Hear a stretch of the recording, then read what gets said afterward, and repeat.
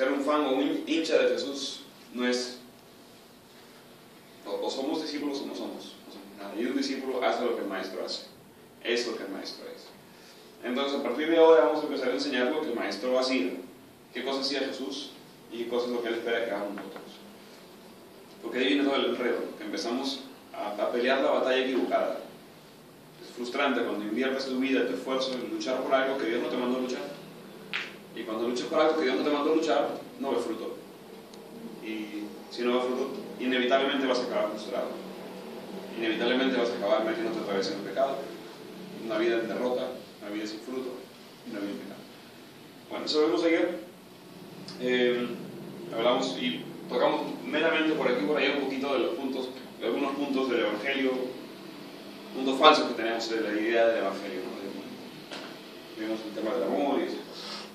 Ahora, con lo que vamos a empezar es con ver cuál era el modelo que usaba Jesús para evangelizar, para alcanzar nuevas personas.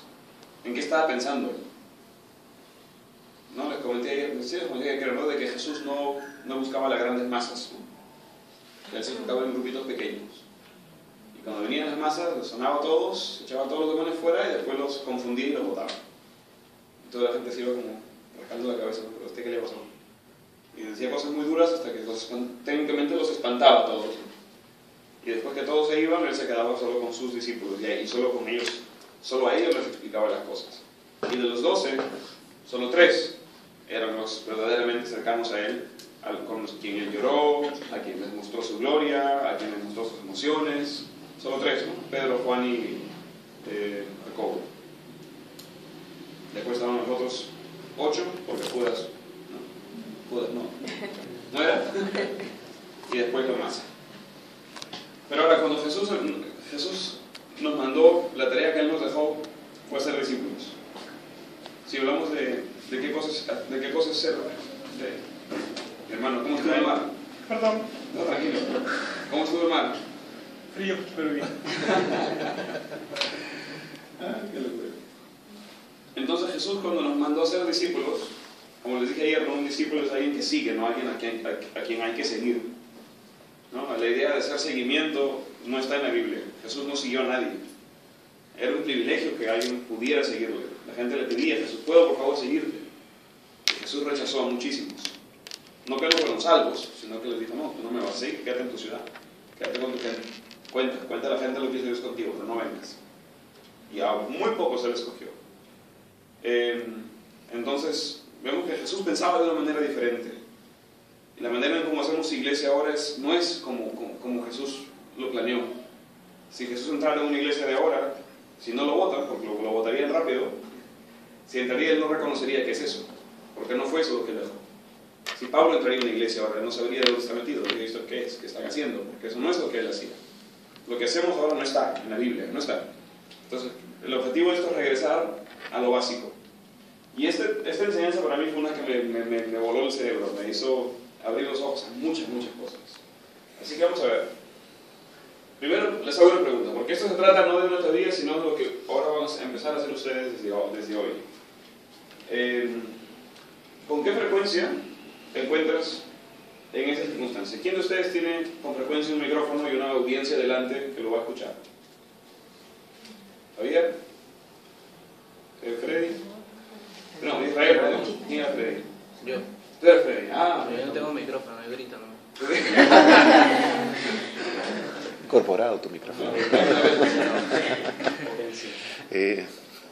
O sea que se fierro, ¿no? Y todas entonces, tres personas de aquí que tienen, también cuatro personas que con alguna frecuencia tienen un micrófono. Y es bonito, ¿no? Poder enseñar con un micrófono, pararte en un estrado, que la gente te preste atención. Es bonito, pero es una excepción. No lo hacemos todos los días, a veces no lo hacemos ni todas las semanas, y los que lo hacemos son muy pocos, ¿no? Un 3% de los cristianos. Ahora, ¿con qué frecuencia se encuentran en esta circunstancia? ¿Quiénes tienen una sala en su casa? Una cocina. Todos. Si nuestras posibilidades para predicar el Evangelio son solo estas, se vuelve algo muy limitado. Si nuestra plataforma para predicar el Evangelio es esta, tenemos oportunidades todos los días. Todos los días. Tenemos una audiencia, tenemos un lugar, tenemos una iglesia, por así decirlo, todos los días. Si en una iglesia un pastor tiene una influencia de... Javier, ¿cuántas gente hay en tu iglesia? Todavía son pequeños, 35 o 40 personas. Ok, imagínense, Javier tiene una influencia en 40 personas. Ahora imagínense si cada una de las 40 tuviera una influencia en 40. Si no solo fuera él el que tiene influencia, sino que él entrenase a los 40 para que fueran como él. Diríamos entonces que esos 40 van a influenciar a 40. Hablamos de 40 por 40, ¿cuánto es? 1600. Es un montón. Pero sin embargo las iglesias se amontonan de gente y crecen ahí. Si cada persona en esta masa estuviera haciendo 2 más en su casa, en un año, imagínate, en un año hacer 2 discípulos. Se puede, ¿no? No es muy difícil. Si cada persona de esta iglesia, que hay 200 personas, si cada uno en un año alcanzara a 2, hablamos de triplicar el tamaño de esto, en un año. Y en el año siguiente, cada uno van a ser 2 más. Y hablamos de miles en 2 años. Pero la diferencia es que esto no tiene gloria, porque no puedes ponerle un cartel afuera de tu casa, ¿no? Iglesia bautista o no sé qué. No puedes. Y no puedes pararte atrás del micrófono porque la idea de ser un discípulo es de que tú enseñas a otros a ser mayores que tú. Y no de que tú te quedas siendo el mayor de todos. Es de salvar para enviar, no de salvar para abordar. Entonces aquí no hay gloria. No hay gloria en un hombre, no hay gloria en una institución, no hay gloria en una doctrina. No hay alguien famoso, no hay un hombre de Dios que lo sabe todo y que tiene todos los dones. Sino que todos saben todo y todos hacen todo para la gloria de Dios. Y el único nombre que se menciona y se glorifica todo el día es el de Jesús. Y no es de una denominación, o de una doctrina, o de un movimiento, sino el de Él. Y no puedes contar a la gente. Porque no puedes hacer un censo de cuántas casas y cuánta gente hay en cada casa y cuántos discípulos dice tú y tú y tú y tú. Se vuelve muy difícil. Porque crece, como hormiguitas. Entonces no tiene gloria, no tiene nombre, no lo puedes contar. Pero hay fruto. Y hay gloria para el Padre. Dios está siendo glorificado. En Holanda nos pasó así. Empezamos a ser discípulos uno por uno en nuestras casas como venga, ¿no? Como pasen. Cada uno como pueda. Y en el comienzo del 2016 éramos 3. Y a finales del 2016 éramos como 400 que estábamos haciendo más discípulos. Entonces conocíamos como 400, pero cada uno de los 400 tenía influencia en unos en 5, otros en 2, otros en 10, otros en 8. Y es algo imposible de saber cuántos hay. Porque el Evangelio va avanzando, va avanzando y va avanzando. ¿A nombre de quién? Hicimos una reunión a final de año con un grupo de gente que habíamos entrenado. Y vinieron como 60. Eran como 100, vinieron como 60. Y mientras caminaba entre la gente, escuchaba de qué estaban hablando. Y cada uno de los 60 hacía una cosa diferente. Algunos estaban viajando, otros eran amas de casa, otros eran madres solteras, otros eran trabajadores, empresarios, otros eran gente humilde, de todo, ¿no? Y algunos estaban haciendo en una iglesia, otros estaban haciendo iglesia en casa, otros estaban uno por uno, otros estaban viajando, otros estaban cada uno haciendo una cosa totalmente distinta según Dios les dio que hagan. Pero todos estaban dando fruto, todos. Y cada persona que veía de esos 60 representaba un grupo de 5, 6, 10 personas más. ¿Y de qué hablaban todos? Nadie hablaba de la reforma, de Torbe, no, todos hablaban del reino de Dios, todos hablaban de Jesús. Entonces, a eso apunto. Si cada uno de ustedes, porque si pensamos en Perú, yo estoy 6 años fuera, pero siempre en Perú es muy limitada la cosa, ¿no? Hay muchos prejuicios y la gente automáticamente puede ser en una cajita, ¿no? Tú eres rico, tú eres pobre, tú fuiste a la universidad, tú no, tú tienes educación, tú no, tú estás enfermo, tú estás saludable, tienes buen trabajo, tienes mal trabajo. Inmediatamente todos quedan en un rincón. Pero cada uno de ustedes conoce al menos 10, 20, 30 personas. De esas 30 personas, por lo menos hay 3, estoy seguro, que están listas para aceptar el Evangelio. No están listas para ir a tu iglesia, porque no están buscando eso. Pero sí están listas para aceptar al Señor y listas para empezar a ser discípulos. Ahora imagínense si en este año que viene cada uno de ustedes alcanzara 3, que no van a ir a tu iglesia de repente jamás, pero van a servir a Dios y ellos van a ser más discípulos. Hablamos de que en 2 años este grupo sería 4 veces más grande y con gente que todos saben que su tarea como creyentes es hacer discípulos. Gente que todos están multiplicando. Todos. No donde venimos a consumir un producto, ¿no? Vengo, me siento, y habla el pastor, lo escucho. Gracias, pastor, que Dios lo bendiga, qué bonito, me voy a mi casa. Me voy a mi trabajo, a mi matrimonio, a mis problemas, a mis angustias, a mis miedos. Sino de que cada uno tiene una influencia, de que cada uno de estos puntitos acá son mini pastores. No porque los siguen a ellos, sino porque ellos llevan a la gente a Cristo. Entonces, algo ha pasado, porque el Nuevo Testamento es así. Hechos 2, se reunían en las casas y comían juntos todos los días con alegría y sencillez de corazón, pidiendo favor con el pueblo, con los que fueran de dentro. Había gran temor afuera, Hechos 4, por los milagros y los señales que hacían. Y se reunían ¿dónde? En las casas. No digo que la iglesia en casa sea la respuesta necesariamente, pero lo que ellos hacían era una vida normal, no era un sistema. Nadie estaba pensando, uy, ¿cómo se planta una iglesia? ¿Cuántos líderes hay que tener? ¿Cuántos ancianos ponemos? Nadie pensaba en eso. Pablo no plantó ninguna iglesia. Entonces, no, Pablo él no plantó iglesias. Él fue e hizo discípulos. Y cuando eran un grupo, los llamaban iglesia. La iglesia de Cristo, a nivel mundial, todos los hijos de Dios que están sometidos a Cristo. O la iglesia que se reúne en la casa de Pancho, son los cristianos, los discípulos que están en esa casa. O la iglesia de la ciudad de Lima. ¿Cuántos discípulos hay en Lima? Hay tantas denominaciones y grupos que son hijos de Dios que están sirviéndole. Pero Pablo no fue con la idea, voy a plantar aquí una iglesia. Pablo fue, voy a ser discípulos. Nosotros, tu tarea es hacer discípulos. Y Dios construye su iglesia. Jesús dijo, ¿no? Yo edificaré mi iglesia y las puertas del Hades no prevalecerán contra ella. Pero Jesús dijo, yo edificaré, o sea, no yo, sino él, ¿no? Jesús dijo que él edificaría su iglesia. Y que nosotros, nuestra tarea es no edificar iglesias, sino hacer discípulos. Si yo hago discípulos uno por uno, cuando conozco a este señor en la calle, lo llevo a la fe, él estaba ya listo, le explico el evangelio, se arrepiente, lo bautizo, le lleno el Espíritu Santo y empezamos a servir a Dios juntos. Conozco a alguien nuevo, le digo, voy a bautizar a alguien, ¿me quiero seguir? Vamos, viene y bautizo y le enseño, mira, bautizas así, bautiza tú, bautiza a él, para orar por el Espíritu Santo. ¿Y cómo se hace? Bueno, es así, pon las manos, di esto, ¡pum! La gente recibe el Espíritu. ¿Okay? La próxima vez lo vas a hacer solo. Y él me va a llamar, oye, voy a bautizar a alguien, ¿me vienes a ver si lo hago bien? Voy a verlo. Y después de 2 meses, él ya sabe bautizar, ya sabe predicar el Evangelio, ya sabe llenar a alguien del Espíritu, ya sabe sanar a un enfermo y ya sabe discipular. Y ya está, somos hermanos. Ahora él hace y yo hago. Claro, tiene que aprender mucho, pero va a aprender porque él ama a Dios. Quiere saber. Va a ir a la Biblia, voy a empezar a averiguar.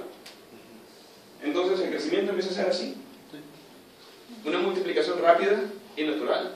Si él se entrega a Cristo y le digo que vamos a la iglesia, ¿quiere bautizarte? Sigue el curso de 3 meses y habla con el pastor. Lo oxido. ¿No? Si directamente le digo, pum, pum, pum, ahora hagamos, ¿está listo? Sí, está listo, sí, lo hacemos. Su visión de él no va a ser que él en su casa es responsable de ser discípulos. No en mi casa, no en mi iglesia, él en su vida personal, privada, diaria. Entonces, ¿cómo quería Jesús que hagamos esto? ¿Cuál era su modelo? Lucas 10. Es la primera vez que vemos a Jesús dando instrucciones de cómo evangelizar. Y eso es muy, muy bravo. Salud por eso. Salud.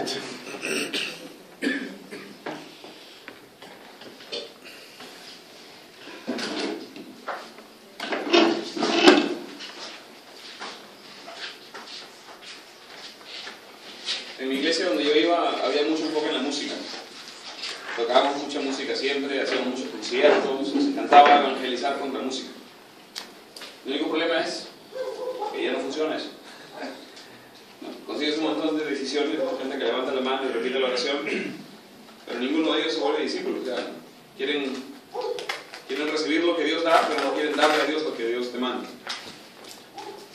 Y tienes un montón de oraciones, pero no ves a ningún discípulo, no ves a nadie que está de verdad sirviendo a Dios. Entonces yo me puse a pensar después de varios años, algo que está mal, porque se gastaba muchísimo dinero en eso, ¿no? Instrumentos, horas de ensayo y práctica y todo. Digo, Jesús no tenía ni siquiera un charango, o sea, no tenía nada, ¿no? Y él ganó el mundo. Y nosotros con tanta plata y equipos y programas de ayuda social y programas de esto y lo otro, el fruto es tan pequeño. O sea, no es que esté mal hacer música, no es que esté mal hacer ayuda social, no es que esté mal cuidar de los pobres, no está mal. Pero ¿cómo se hacen discípulos? ¿Cómo ganamos gente para Cristo? ¿Cómo damos frutos? Estamos haciendo las cosas a nuestro modo, como yo creo que es mejor. Pero no es nuestro reino. Si tú tienes una iglesia o sirves en una iglesia, no es tuya, es de Dios. Somos administradores. Eso quiere decir que tenemos que preguntarle a Él qué quiere que hagamos. Y ahí viene la pregunta, ¿estaríamos dispuestos a dejar de hacer lo que hacemos si Dios nos dice que lo dejemos de hacer? Porque llega un punto en la vida en el que empezamos a adorar lo que Dios nos dijo en vez de adorar al Dios que lo dijo. No, en el 92 Dios nos dijo que teníamos que hacer así, entonces así lo haremos hasta que me muera. Pero de repente mañana Dios te dice, no, ahora cambia, deja de hacer eso, cierra todo y empieza de cero de nuevo. Y dicen, pero Dios, pierdo mi trabajo, mi sueldo, mi estatus. Sí, está bien, lo pierdas. Dios quiere que perdamos eso. Cuando empiezas a servir a Dios como discípulo, Él no te va a dejar que te establezcas. Porque cuando te estableces, tu confianza está en tu trabajo, en tu carrera, en tu título, en tus logros, y ya no en Él. Cuando pierdes todo, si Él no es el que provee, si Él no es el que responde, estás perdido.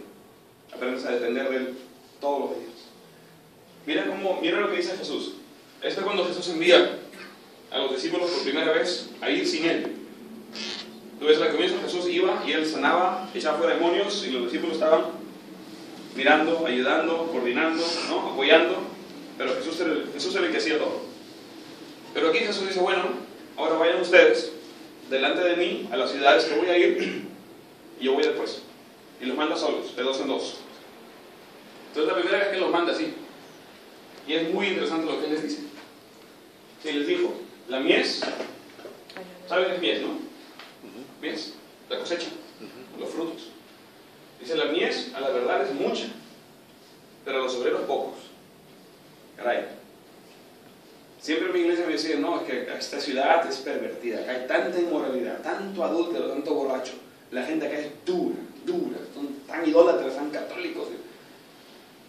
Pero eso no tiene que ver. Jesús decía, la mies es mucha. El problema no es la mies. El problema no es que tu suegro es muy largo, ni que la vecina es una cualquiera. El problema es los obreros. Entonces, si no hay fruto en tu vida, o en tu grupo, o donde estés, Jesús dijo, el problema no es la mies está lista. Y Dios está esperando.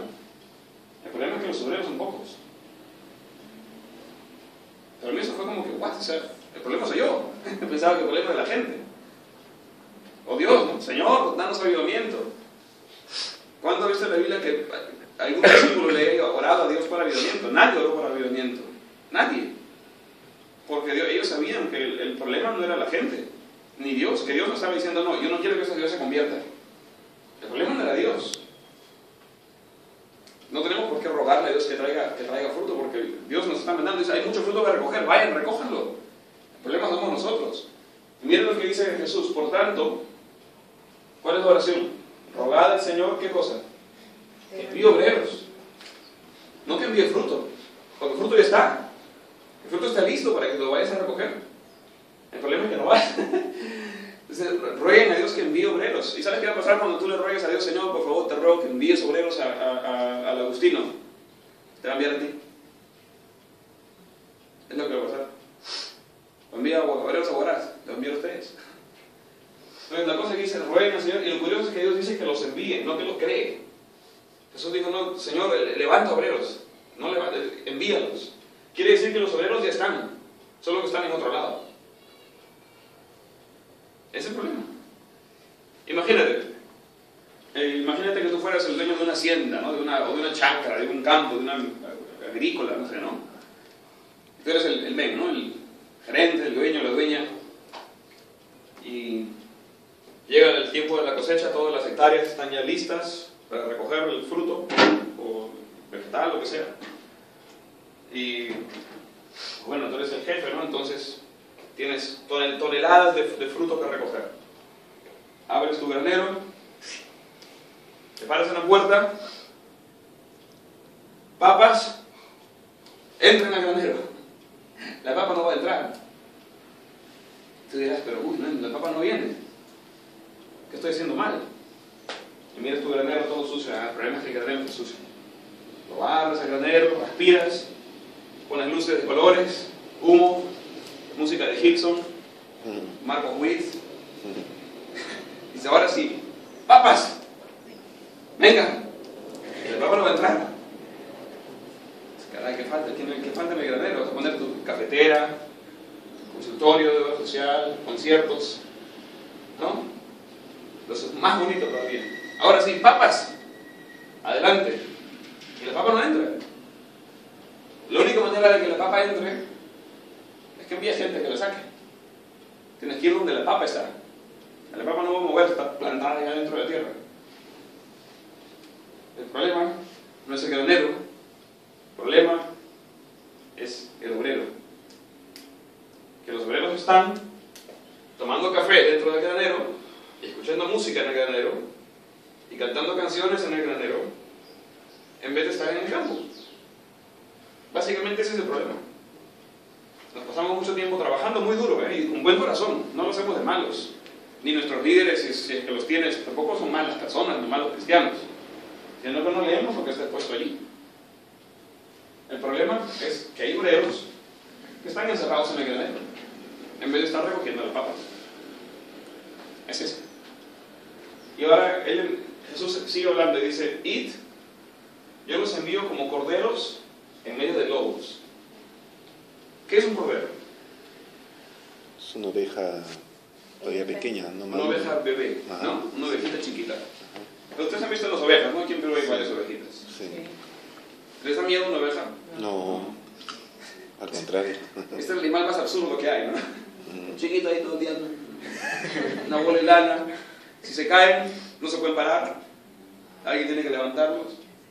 Es torpe. No tienen ni dientes, nada, o sea, ni garras. No son rápidas, son torpes, brutas. O sea, ¿qué animal que escogió el Señor para compararnos, ¿no? Y acá encima el Señor se escogió como cordero, o sea, ni siquiera como una oveja grande que a veces se pueden enojar y meterle un cabezazo, ¿no? El cordero ni eso puede, ¿no? Chiquitito. El cordero depende de una oveja, o sea, tampoco gran protección. Y Jesús dice, yo los envío. Jesús, el buen pastor. ¿Qué buen pastor envía un cordero a lobos? O sea, piensa en la lógica, ¿no? Esta gente que escuchaba a Jesús, para ellos era pan del día. Porque en Israel hay muchísimo ganado. Y Jesús dice, yo, el buen pastor, los envío a ustedes como corderos a lobos. ¿Qué buen pastor envía un cordero a los lobos? Cuando un lobo ve un cordero, ¿qué piensa el lobo? Qué rica comida. Comida, ¿no? Como ayer que vi un pollo a la brasa, digo, Sí. esta mañana una empanada, digo, ¿no? Así como vi esa empanada de esta mañana, así ve un lobo a la oveja, ¿no? El lobo ve un corderito y dice, es un snack, pero está. Y Jesús dice, yo los envío como corderos en medio de lobos, o sea, minoría, ¿no? Encima, en medio, o sea, nos van a rodear. ¿Cuál es la lógica de eso? Pongámoslo de una manera práctica. Si yo estoy en la calle, por ejemplo, ¿no? Y estoy evangelizando en la calle, y veo un grupo o veo una pareja, o dos chicas, bailando juntas, y yo estoy con 4, como 5, y me acerco a hablarles de Dios, ¿cómo se van a sentir las muchachas? Si yo estoy con un grupo de 5 y me acerco a 2 muchachas, Un poco, sí. ¿no? Está un poquito a la defensiva, ¿no? Ahora, si yo soy uno y me voy a hablarle a 7 musulmanes, ¿hay musulmanes acá en Perú todavía? Sí, claro. ¿Sí hay? Sí. Ok. Imagínate que yo me voy solo a hablarle a 7 musulmanes, o vamos con 2 a subir a la parte más peligrosa del barrio. ¿Quién es el que va a estar intimidado ahí? Nosotros. Yo, ¿no es cierto? Y porque estoy en una zona que no es mi territorio, estoy en una zona donde el pecador está cómodo, donde él tiene todas las de ganar, donde si yo fallo, el que queda en ridículo soy yo. Entonces el pecador está cómodo, está en su ambiente, con su gente, en su zona, y yo soy el invitado, yo soy el prometido. Intruso. Yo soy minoría. Si quieren, ellos me van a comer a mí. Yo no los voy a comer a ellos. Ahora, ¿qué pasa en una iglesia? Estamos al revés. Estamos con 40, 50, 80, 100, 200. Todos hablan las canciones. Todos hablan igual, ¿no? El mismo lenguaje religioso, ¿no? De Dios te bendiga, hermano, hermana, o no sé qué se usa en tu grupo. Y estamos nosotros, es nuestra zona, ¿no? Es nuestro sitio, es nuestro establo, nuestro rancho. Estamos todas las ovejas juntos ahí, ¿no? ¿No? Y entra el pecador con sus aretes, su tatuaje, su cigarrillo, o quién sabe qué, ¿no? O medio borracho todavía. ¿Cómo se siente? Es un bicho raro ahí, ¿no? O sea, todos me van a ver a mí, van a decir, mira ese tipo qué raro, qué feo, ¿no? La mujer con sus falditas, el hombre bien vestido, y el tipo viene con el show medio roto, con sandalias, y todo como según. El pecado se siente mal, porque sabe que no sabe qué cantar, cuándo se paran, cuándo se sientan, qué van a decir, qué pasa la ofrenda, qué dar plata, caray, no traje nada. No tiene idea qué está pasando. No tiene idea qué está pasando. Porque ahí es un lobito cachorro en medio de 80.000 ovejas. Pero Jesús lo dijo al revés. Él dijo que Él te envía a ti a que te metas en el centro de los lobos, donde ellos son mayoría, donde ellos están cómodos. Y ahí te van a escuchar. Ahí te van a escuchar. No digo que van a estar de acuerdo, pero al menos te van a escuchar. Porque tú te has metido en ese mundo. A mí una vez el Señor me dijo, estaba un día en una tarde, en la noche, y estaba yendo a mi casa, y le dije, Dios, yo les voy a contar después varias historias, pero Dios me había mandado varias veces a diferentes lugares, y cosas muy bonitas, cambios muy grandes, muchos retos muy duros. Y estaba muy contento de que Dios me hablase y de poder escucharlo. Y dije, me encanta, pero yo quisiera que me hables también para las cosas pequeñas, no solo para las cosas grandes. Que me des las tareas pequeñas, ¿no? Del día a día. Y justo yo estaba pasando por una cantina, por un bar. Y Dios me dijo, ¿dónde bar? Y yo, no, eso no es Dios, eso no es Dios. Me cerré así. No. Digo, no me estás pidiendo que te envíe cosas pequeñas, para el carro y anda a ese bar. Dice, no, que voy yo al bar, o sea, no, anda al bar. 1 kilómetro más allá dije, caramba, bueno, no, si no voy, cuando llegue a mi casa voy a odiar que no fui. Al menos probemos, de repente soy solo yo, pero quizás es Dios. Y fui, pasaron locuras, y yo no vi de un bar en 20 años. ¿Y qué hacía yo metido en un bar? Si me hubiera visto algún religioso ahí en el bar, y ay, de repente me había metido en el bar, y mira qué mala que abajo caído. Pero pasaron cosas tremendas, y los borrachitos salían y eran sanados, y el mismo borracho, como borracho está todo picado, entraban a bar, ¿quién está aquí enfermo? Que están sanando gente. Y me sacaban gente que te habían cortado, herido, con huesos rotos, y pum, se iban sanando.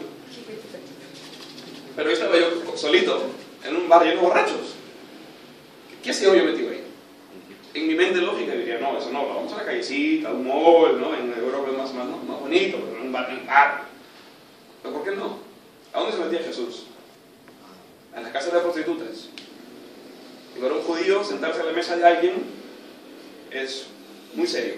No es como para nosotros ya ven en comen, ¿no? Para un judío es cosa, si yo voy a la casa de alguien, estoy haciendo un pacto con esa persona, estoy sometiendo a esa persona. Entonces para un judío, ellos reciben a todos, pero ellos no van a ninguno. A menos que esa persona a la que ellos vayan sea una persona de muy buena reputación. Porque si vas a la casa de alguien, estás mostrándole a la gente que te sometes a ellos. Y Jesús se iba a la casa de las prostitutas y los mafiosos. Los recolectores de impuestos, ¿quiénes eran? Mafiosos, extorsionadores. Y ahí se iba Jesús. Y los fariseos decían, pero ¿cómo entra ese maestro a casa de pecadores? Por eso decían eso. ¿Cómo toca una mujer inmunda? Porque el judío ni tocaba a una prostituta, porque, inmundo, ¿no? Hay que lavarse 7 veces y todo el ritual. Pero Jesús decía, ese era su plan. Él te envía a ti, a que vayas tú a partir de ahora, no que invites gente, sino que tú vayas a ellos, vayas a su casa. Ahí pasan cosas increíbles. Entonces, hasta aquí nomás, son solo 2 versículos, pero ya Jesús ya no destruyó todo. Cuando yo llegué hasta aquí, Jesús me había roto todo el molde de mis últimos 20 años. Y sigue. No llevéis bolsa, ni forma, billetera, digamos, ni calzado, y no saluden a nadie. ¿Cómo que no saludan? No se supone que el cristiano debe ser amistoso, bueno, de buen testimonio, y todos son bienvenidos a la iglesia. No todos son bienvenidos a la iglesia. Porque para comenzar, empezar, la iglesia no es un lugar. La iglesia es quienes somos. La iglesia no es un sitio. La iglesia es quienes somos. ¿Y por qué dijo Jesús esto? Que no hay que llevar nada. Esta es una de las lecciones más grandes que Dios me dio a mí. Bueno, muchos, pero que yo recuerdo muy claramente. Y es que cuando Dios te envía, si Dios te envía, tú no tienes nada de qué preocuparte. No debes preocuparte de papeles, dinero, planes, nada. Pero tampoco debes ir si Él no te envía. Este problema. Yo en mi vida cristiana me juzgaba a mí mismo, me medía, ¿no?, mi valor como cristiano en cuanto a cuántas cosas yo hacía. Mientras más hago, más valgo para Dios. Dios está más contento conmigo. Pero a veces Dios no quiere que vayas. A veces dice, siéntate y espera. Pero Dios yo quiero, ya tú quieres, pero yo no. Espera ahí. Él tiene una estrategia en mente, pero Él nunca nos cuenta cuál es. Nosotros somos obreros. El amo no le explica todo al obrero. Te da órdenes nada más. Anda y vas, ven y vienes. No hagas y no haces. Después puedes tú mismo ya solito pensar y entender por qué te dijo. Pero Jesús dijo que cuando Él nos envía no hay nada de qué preocuparse. Y esto lo he vivido en miles de veces. Por darte un ejemplo, cuando yo recién empecé a vivir mi vida como discípulo. Yo vivía en Alemania, por fin tenía estabilidad laboral, un buen trabajo. Y la primera cosa que Dios me dijo fue que me siente y que no haga nada. Me frustró mucho porque yo esperaba que Dios me mande a las naciones. Me dijo, no, primero siéntate y no hagas nada. Dijo, pero Dios no quiere. No, sentate y no hagas nada. Pero Dios, tu reino es mío, no es tuyo, siéntate y no hagas nada. Y desde que ahí sentado mi mujer me mataba, pero Fabián, ¿qué vamos a hacer? Nada, ¿pero por qué? Pero pregúntale a él, a mí no me dijo nada. ¿Sabes? Yo no entendía, pero me dijo siéntate. Y después me dijo que me vaya a otro país, que me mude de Alemania a Holanda. Me mostró incluso en qué casa, en qué dirección, y o sea, tendría para contarles horas. Pero mi punto es que cuando yo me mudé a Holanda, mi jefa en mi trabajo en Alemania me dijo, si te mudas de país, porque era a media hora o sea, era en la frontera, ¿no?, de un lado de la frontera al otro. Entonces quería seguir trabajando en Alemania. Y mi jefa me dijo, si te mudas de país, tú no eres europeo, tú eres inmigrante, pierdes todos tus derechos y tienes que salir del trabajo, no puedes seguir trabajando. Yo entré en pánico y empecé a tratar de buscar papeles, a arreglármelas, a abrir una empresa aquí para que me digan y me dejen, y hacer todo un tipo de buscar un abogado, ver cómo hago. Pero si Dios me estaba enviando, yo no debía hacer nada. Yo debía solo creer que Dios me envía. Si me botan del trabajo, me botarán. Él sabe por qué lo hace. Porque Él lo está enviando. Pero yo entré en pánico porque no entendía eso todavía. Y hice un montón de desbarajustes y me metí en un montón de problemas para tratar de mantener el trabajo. Y cuando llego a Holanda y me mudo y todo, me recibo una llamada telefónica de migraciones de Alemania. Y me dice, señor Moreno, ya tenemos su visa lista. ¿Mi qué? ¿Su visa? ¿Qué visa? Su visa de trabajo. Yo no les he pedido nada, yo no he pedido nada. No sé, pero acá está la solicitud y acá está el papel, ya está. Y Dios les mandó una solicitud a la embajada. Yo no he dicho nada. Y dije, pero y hasta ahora tengo problemas con esa empresita que quise abrir ahí, con ese cambio de papeles, es un lío. Porque actué en miedo. Si Dios me enviaba, no tenía por qué preocuparme, solo tenía que ir y hacer lo que Él me mandaba hacer y Él se iba a encargar del resto. Me costó. Fue como Abraham con la esclava. Es la misma idea. Dios le dio una promesa, ¿no? Tu mujer va a tener un hijo.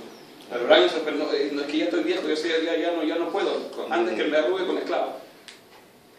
Y no eres el plan de Dios. Si Dios te envía, no tienes que preocuparte de llevar ropa, de llevar plata, de nada. ¿Y por qué no saludar a nadie camino? Porque en el Medio Oriente, cuando tú saludas a alguien, hasta el día de hoy, no es como que, hey, hola.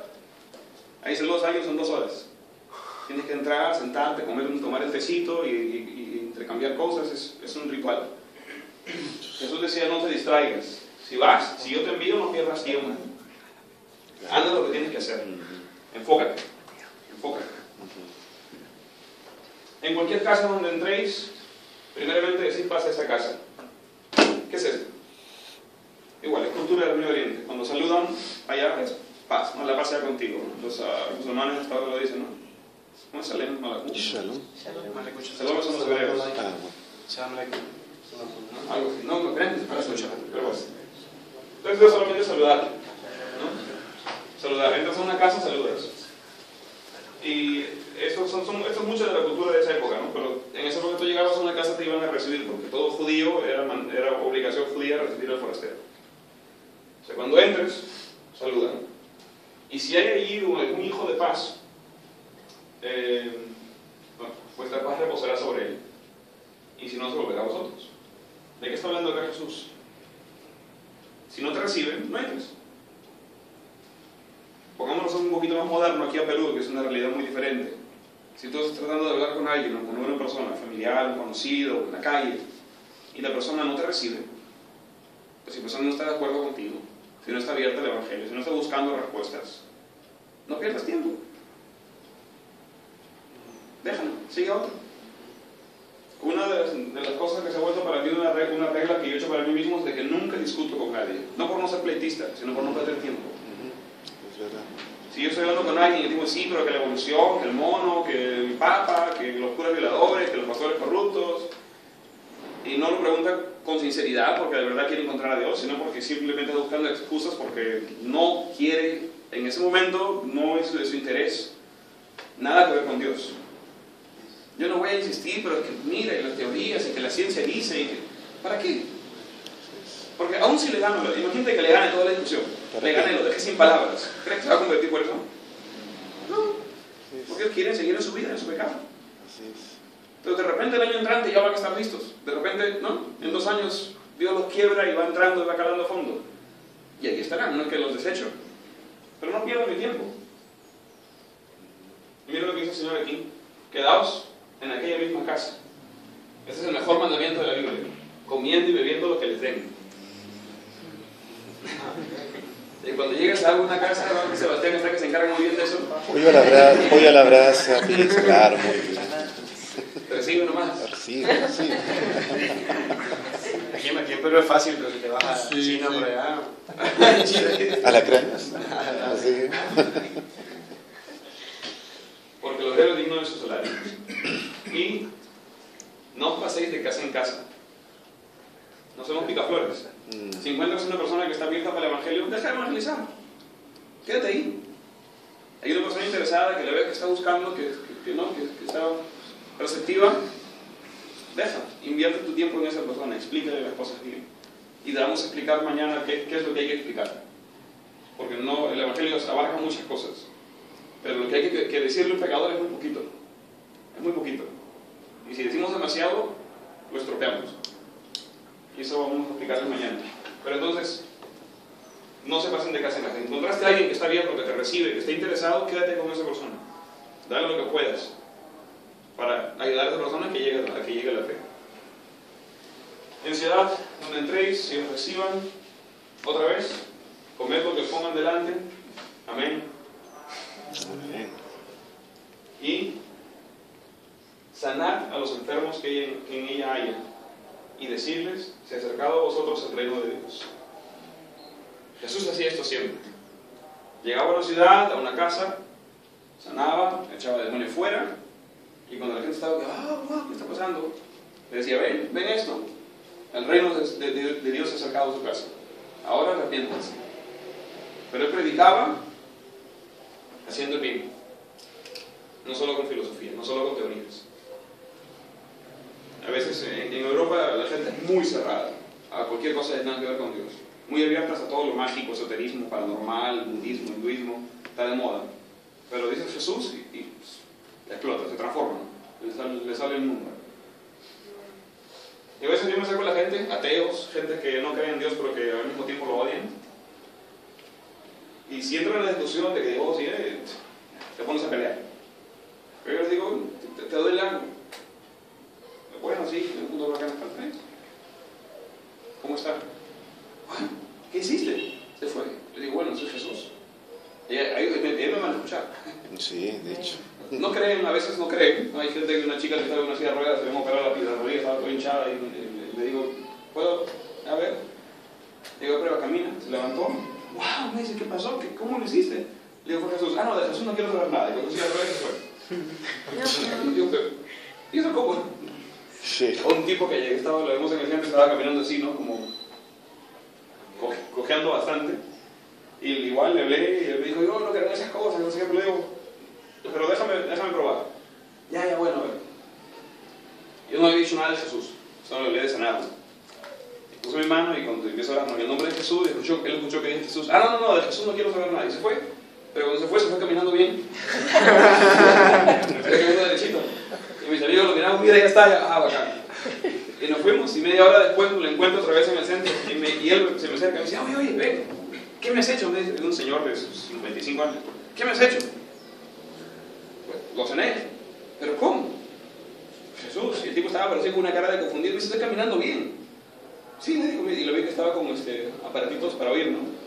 Le digo, venga, voy a hablar por los oídos. No, eso que le dio miedo y se fue. Y me lo encontró un par de veces, mira, la vida lo conozco. Sí, de la cogera. No. Dice. A una chica que estaba resfriada y su novio estaba así con gripe. Y oré por el novio y la segunda vez su nariz se abrió.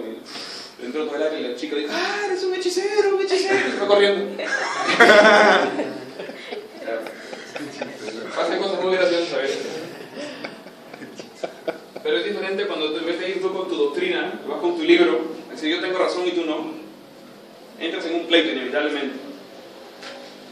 Pero si le muestras, déjame mostrarte algo, y lo sanas, o lo liberas de un demonio o algo, la gente no quiere decir que te va a creer de inmediato, pero te van a escuchar. Te van a escuchar.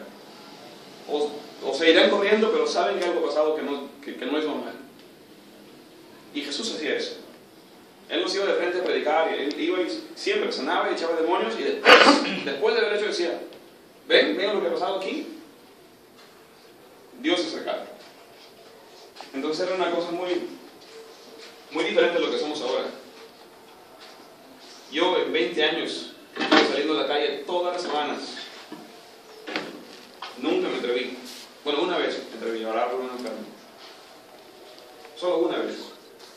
El resto era solamente discusión, teología, doctrina, argumentos, técnicas, estudiando. ¿Cómo puedo hablar con un testigo de Jehová? ¿Cómo contradigo a la evolución? ¿Cómo hablo con un ateo? Me averigüé todo. Y era bueno, me ayudó. Pero era evangelizar con este. Dios nos ha dado poder.